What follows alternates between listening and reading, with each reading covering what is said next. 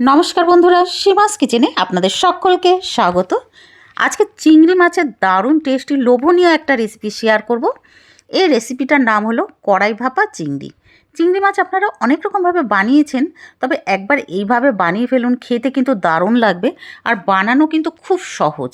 তাহলে আসুন আমি কিভাবে বানিয়েছি সেটা আপনাদের সঙ্গে শেয়ার করি। এই রেসিপির জন্য সবার আগে একটা মশলা বানিয়ে নেব। তার জন্য নারকেল কেটে নেব। চিংড়ি মাছের পরিমাণ যেহেতু আমার কম, সেই জন্য নারকেল কিন্তু সেই হিসাবেই নেব। চিংড়ি মাছের পরিমাণের উপরে নারকেলের পরিমাণটা নিতে হবে বন্ধুরা। আমি এতটা নারকেল নিয়েছি, দেখুন আপনাদের দেখাচ্ছি। এবার নারকেলটাকে কি করব, কাটার পরে এবার এই যে ব্রাউন কালারের যে পাতলা খোসা, ওটা কিন্তু ফেলে দেব। নারকেল এই যে এতটাই নিয়েছি বন্ধুরা, দেখুন। এবার দিয়ে দেবো হলুদ সর্ষে 1 চামচ আর পোস্ত দিয়ে দেবো 2 চামচ। সঙ্গে 3 থেকে 4টে শুকনো লঙ্কা দিয়ে দেবো। তবে ঝাল বন্ধুরা আপনারা আপনাদের স্বাদ অনুযায়ী দেবেন। এবার একটা গ্রাইন্ডিং জারে ঢেলে একটু জল দিয়ে একটা স্মুথ পেস্ট বানিয়ে নেব। চিংড়ি মাছগুলোকে সবার আগে আমি পরিষ্কার করে ধুয়ে একটা পাত্রে রেখে দিয়েছিলাম। সঙ্গে দিয়ে দেবো হলদি পাউডার ছোটো চামচের 1 চামচ আর স্বাদ মতো নুন দিয়ে ভালো করে মাখিয়ে নেব। মাছগুলো বন্ধুরা দেখুন এতটা লম্বা, কিন্তু চিংড়ি মাছ এরকম হয়ে থাকে, কুচকে থাকে।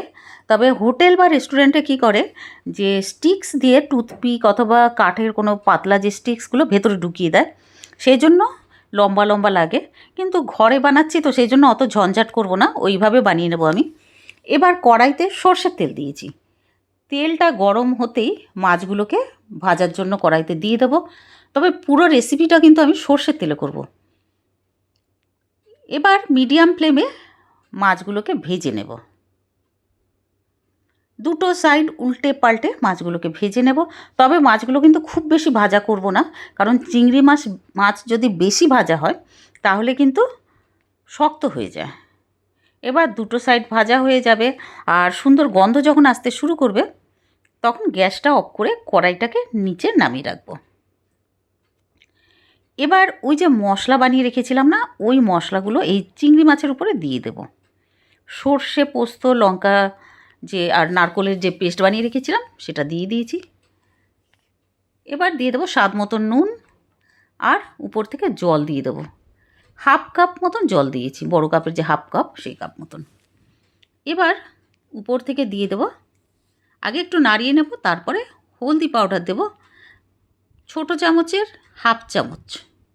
মশলার বক্সে যে চামচগুলো থাকে ওই ছোটো চামচের 1/2 চামচ। এবার উপর থেকে 2 টেবিল স্পুন সর্ষের তেল দিয়ে দেবো আর দিয়ে দেবো কাঁচা লঙ্কা এইভাবে চিড়ে মাঝখান থেকে। যেহেতু ভাপা সর্ষের তেল সেই জন্য লাগবেই, আর সর্ষের তেল দেওয়ার জন্য খেতে দারুণ লাগে, সেই জন্য সর্ষের তেল কিন্তু দিতেই হবে। এবার নাড়িয়ে নেব। লঙ্কাগুলো দেওয়ার পরে গ্যাসটা অন করে দিয়ে গ্যাসের উপরে বসিয়ে দেবো আর ঢাকনাটা লাগিয়ে দেবো।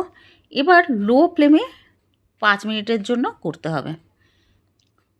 কিন্তু আমি ঢাকনাটা সরিয়ে তার আগে আমি কি করলাম, আর একটু নুন দিলাম, কারণ নুনটা একটু কম লাগছিল।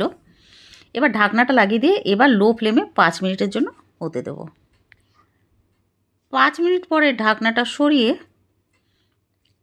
এবার নাড়িয়ে নেব। বন্ধুরা বানানো কতটা সহজ দেখে বুঝতে পারছেন। এবার আমি গ্যাসটা অফ করে দেব।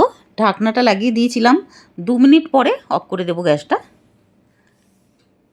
একটা প্লেটে তুলে নেব 2 মিনিট পরে। এটা দেখতে কত লোভনীয় লাগছে না বন্ধুরা। গরম গরম ভাতের সঙ্গে রবিবারের দুপুরে খেতে দারুণ লাগবে, রবিবারের দুপুরে অথবা যে কোনো ছুটির দিনের দুপুরে। তাহলে ফটাফট বানিয়ে ফেলুন বন্ধুরা এইভাবে। পুরো ভিডিও দেখার জন্য অনেক অনেক ধন্যবাদ। আর ভিডিওটা যদি ভালো লাগে তাহলে প্লিজ লাইক করে দেবেন, শেয়ার করে দেবেন আপনাদের ফ্যামিলি ফ্রেন্ডসদের সঙ্গে, আর সাবস্ক্রাইব করে এইরকমই পাশে থাকবেন। আর নতুন বন্ধুরা হলে সাবস্ক্রাইব করে দেবেন। ধন্যবাদ পুরো ভিডিও দেখার জন্য।